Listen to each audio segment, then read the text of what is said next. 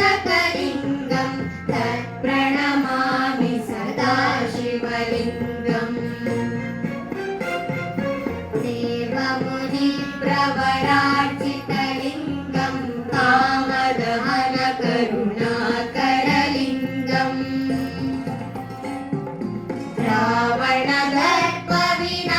रावणदर्पविनाशकलिङ्गं तत्प्रणमामि सदा शिवलिङ्गम्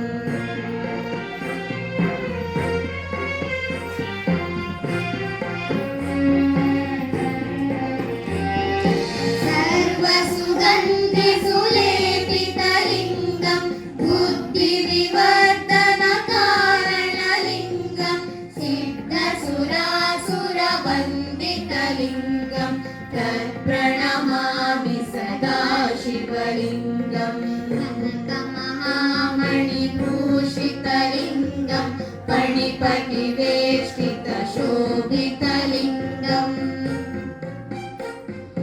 दक्षसुयज्ञविनाशकलिङ्गं तत्प्रणमामि सदा शिवलिङ्गम् कुङ्कुमचन्दनलेपितलिङ्गं पङ्कजहारसुशोभितलिङ्गम् सञ्चितपापविनाशकलिङ्गं तत्प्रणमामि सदा शिवलिङ्गम्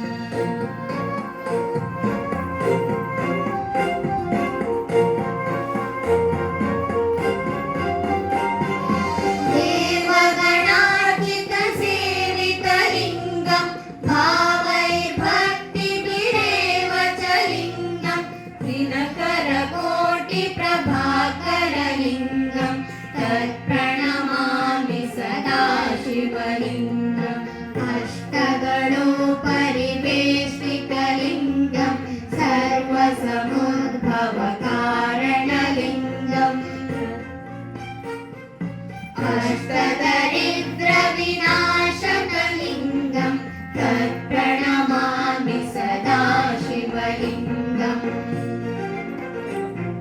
सुरगुरुसुरवरपूजितलिङ्गं सुरवनपुष्पसदार्चितलिङ्गम् परमपरं परमात्मकलिङ्गं